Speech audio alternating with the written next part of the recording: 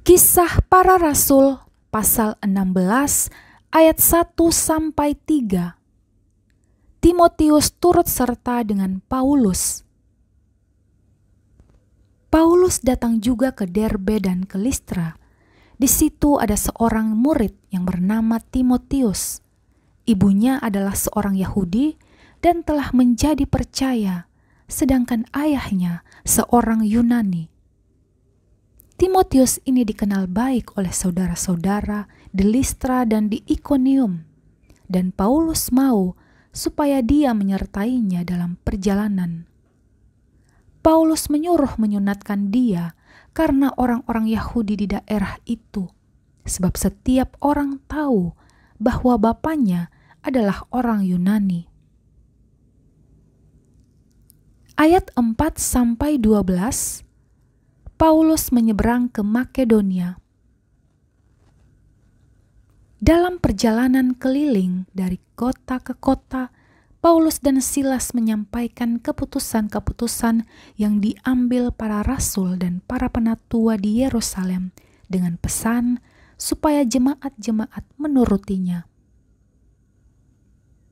Demikianlah jemaat-jemaat diteguhkan dalam iman dan makin lama makin bertambah besar jumlahnya. Mereka melintasi tanah Frigia dan tanah Galatia karena Roh Kudus mencegah mereka untuk memberitakan Injil di Asia. Dan setibanya di Misia, mereka mencoba masuk ke daerah Bitinia, tetapi Roh Yesus tidak mengizinkan mereka. Setelah melintasi Misia, mereka sampai di Troas. Pada malam harinya, tampaklah oleh Paulus suatu penglihatan. Ada seorang Makedonia berdiri di situ dan berseru kepadanya, katanya, "Menyeberanglah kemari dan tolonglah kami." Setelah Paulus melihat penglihatan itu, segeralah kami mencari kesempatan untuk berangkat ke Makedonia, karena dari penglihatan itu kami menarik kesimpulan bahwa Allah telah memanggil kami untuk memberitakan Injil kepada orang-orang di sana. Lalu kami bertolak dari Troas dan langsung berlayar ke Samotrake, dan keesokan harinya tibalah kami di Neapolis. Dari situ kami ke Filipi, kota pertama di bagian Makedonia ini, suatu kota perantauan orang Roma. Di kota itu kami tinggal beberapa hari. Ayat 13-18, Paulus di Filipi. Pada hari Sabat, kami keluar pintu gerbang kota. Kami menyusur tepi sungai dan menemukan tempat sembahyang Yahudi yang sudah kami duga ada di situ. Setelah duduk, kami berbicara kepada perempuan-perempuan yang ada berkumpul di situ. Seorang dari perempuan-perempuan itu yang bernama Lydia turut mendengarkan.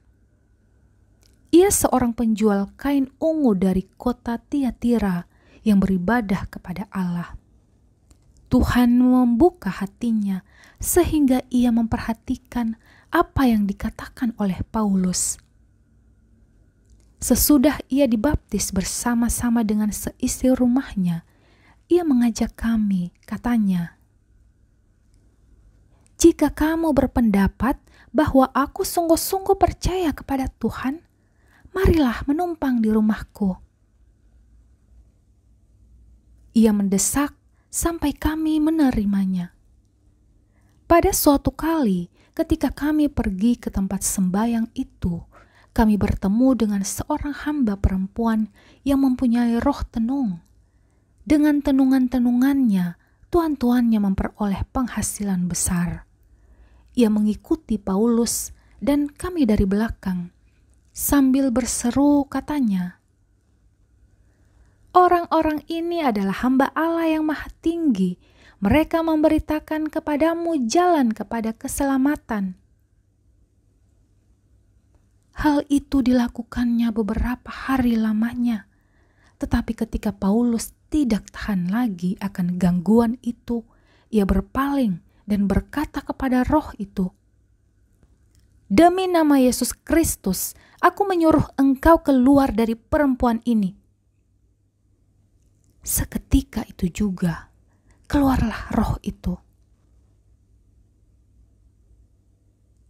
Ayat 19-40, Kepala Penjara Filipi. Ketika tuan-tuan perempuan itu melihat bahwa harapan mereka akan mendapat penghasilan lenyap, mereka menangkap Paulus dan Silas, lalu menyeret mereka ke pasar untuk menghadap penguasa. Setelah mereka membawa keduanya menghadap pembesar-pembesar kota itu, berkatalah mereka kepadanya, "Orang-orang ini mengacau kota kita ini karena mereka orang Yahudi dan mereka mengajarkan adat istiadat yang kita sebagai orang Rom tidak boleh menerimanya atau menurutinya." Juga orang banyak bangkit menentang mereka.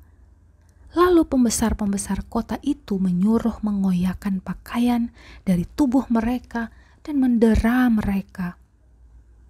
Setelah mereka berkali-kali didera, mereka dilemparkan ke dalam penjara. Kepala penjara diperintahkan untuk menjaga mereka dengan sungguh-sungguh. Sesuai dengan perintah itu, kepala penjara memasukkan mereka ke ruang penjara yang paling tengah dan membelenggu kaki mereka dalam pasungan yang kuat. Tetapi kira-kira tengah malam, Paulus dan Silas berdoa dan menyanyikan puji-pujian kepada Allah, dan orang-orang hukuman lain mendengarkan mereka. Akan tetapi, terjadilah gempa bumi yang hebat, sehingga sendi-sendi penjara itu goyah, dan seketika itu juga terbukalah semua pintu dan terlepaslah belenggu mereka semua. Ketika kepala penjara itu terjaga dari tidurnya dan melihat pintu-pintu penjara terbuka, ia menghunus pedangnya, hendak membunuh diri, karena ia menyangka bahwa orang-orang hukuman itu telah melarikan diri. Tetapi Paulus berseru dengan suara nyaring, katanya, "Jangan celakakan dirimu, sebab kami semuanya masih ada di sini." Kepala penjara itu menyuruh membawa suluh, lalu berlari masuk, dan dengan gemetar tersungkurlah ia di depan Paulus dan Silas. Ia mengantar mereka keluar sambil berkata, "Tuan, Tuan, apakah yang harus aku perbuat supaya aku selamat?" Jawab mereka, "Percayalah kepada Tuhan Yesus Kristus dan engkau akan selamat, engkau dan seisi rumahmu."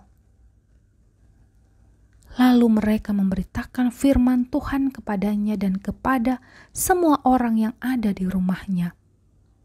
Pada jam itu juga, kepala penjara itu membawa mereka dan membasuh bilur-bilur mereka. Seketika itu juga, ia dan keluarganya memberi diri dibaptis. Lalu ia membawa mereka ke rumahnya dan menghidangkan makanan kepada mereka. Dan ia sangat bergembira bahwa ia dan seisi rumahnya telah menjadi percaya kepada Allah. Setelah hari siang, pembesar-pembesar kota menyuruh pejabat-pejabat kota pergi kepada kepala penjara dengan pesan, "Lepaskanlah kedua orang itu." Kepala penjara meneruskan pesan itu kepada Paulus, katanya, "Pembesar-pembesar kota telah menyuruh melepaskan kamu. Jadi keluarlah kamu sekarang dan pergilah dengan selamat." Tetapi Paulus berkata kepada orang-orang itu, Tanpa diadili mereka telah mendera kami, warga negara Roma di muka umum, lalu melemparkan kami ke dalam penjara.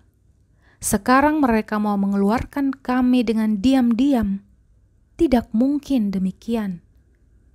Biarlah mereka datang sendiri dan membawa kami keluar. Pejabat-pejabat itu menyampaikan perkataan itu kepada pembesar-pembesar kota. Ketika mereka mendengar bahwa Paulus dan Silas adalah orang Rom, maka takutlah mereka. Mereka datang minta maaf, lalu membawa kedua rasul itu keluar dan memohon supaya mereka meninggalkan kota itu. Lalu mereka meninggalkan penjara itu dan pergi ke rumah Lydia. Dan setelah bertemu dengan saudara-saudara di situ dan menghiburkan mereka, berangkatlah kedua rasul itu.